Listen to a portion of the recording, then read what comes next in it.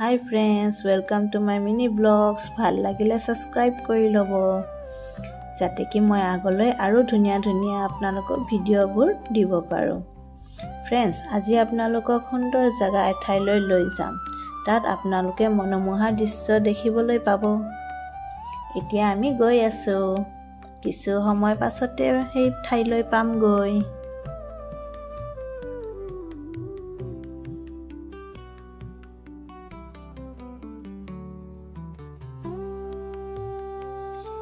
এয়া ফাইনালি জাগাটোৰ পাই গলো।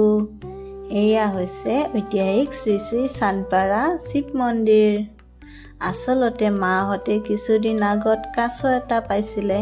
তেওঁলোকে ভাবিলে যে কাছটো ক'ত এৰি দিলে সেফ হৈ থাকিব পাৰিব। তেতিয়া ময়ে ক'লো যে আমাৰ গাঁৱৰ ঐতিহাসিক চানপাৰা পুখুৰীত এৰি দিয়ক। তাতে আন বহুত কাছৰ লগত লগ লাগি থাকিব পাৰিব। আৰু কোৱা মতে মাহঁতে কাছটো লৈ আহিলে। আৰু ইয়াত মন্দিৰৰ পুৰোহিতৰ হৈতেৰে পূজা পাতল কৰি সম্পূৰ্ণ নীতি নিয়মেৰে কাছটো এৰি দিয়া হয়। ফ্ৰেণ্ডছ, আহকচোন এই মন্দিৰটোৰ মাহাত্ম্য কিমান আপোনালোকক অলপমান কৈ দিওঁ। জৰং জিলাৰ পশ্চিম চিপাঝাৰ খাটিকুছি গাঁৱৰ চানপাৰা চুবুৰীত অৱস্থিত ঐতিহাসিক শ্ৰী শ্ৰী চানপাৰা দেৱালয় আৰু পুখুৰী। আপোনালোকে হয়তো নাজানে এই দেৱালয়খনৰ শক্তি কিমান। এইখন আচলতে বহুত পুৰণি ৰাজা ধৰ্মনাৰায়ণ দিনতে স্থাপন কৰিছিলে। এই মন্দিৰত আহি সেৱা লৈ পুখুৰীৰ জল গ্ৰহণ কৰিলে মনৰ কামনা পূৰণ হোৱাৰ লগতে মাৰিমুক্ত জ্বৰ বসন্ত ৰোগ ভাল হয়। এই মন্দিৰত প্ৰত্যেক বছৰে চৈত বা বহাগ মাহত হোৱা বাসন্তী পূৰ্ণিমাত 4 দিনীয়াকৈ বসন্ত পূজা পানী তোলা উৎসৱ পতা হয়। আৰু এই পূজা ভাগত ফুটা জ্বলোৱা লগতে হাঁহ, পাৰ, পঠা, কণী, গাখীৰ, নৈবেদ্য আদি দান কৰা হয়। আৰু এইবোৰ দান কৰি বহুত মানুহে ভাল ফল পাইছে আৰু তেওঁলোকৰ মনোকামনাও পূৰণ হৈছে। সেই 4 দিন ৰাতি নাম, ওঝা, ভাগৱত, নাটক এইবোৰ সুন্দৰ পৰিৱেশ সৃষ্টি হয়।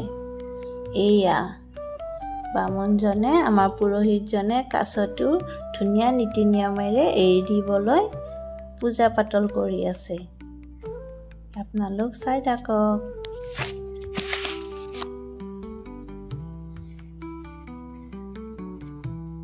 এয়া কাছটো এৰি দিয়া হ'ল। ইয়াতে বহুতো ভক্ত আহে নিজৰ মনোকামনা লৈ আৰু হাঁহ, পাৰ, পঠা, কণী এইবোৰ দান কৰে যাতেকে তেওঁলোকৰ মনোকামনা পূৰণ হওক।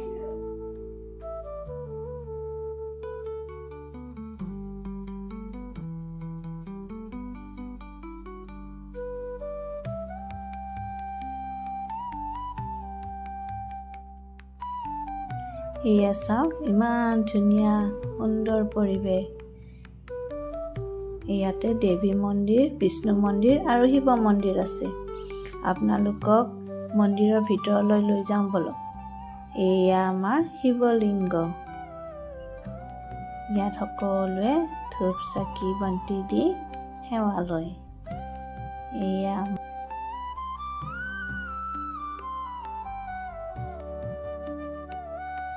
আৰু এয়া আমাৰ নন্দী মহাৰাজ। আপোনালোকে যদি ভিডিঅ'টো চাই ভাল পালে তেন্তে প্লিজ এটা লাইক, কমেণ্ট আৰু ছাবস্ক্ৰাইব কৰি থৈ যাব। Thank U.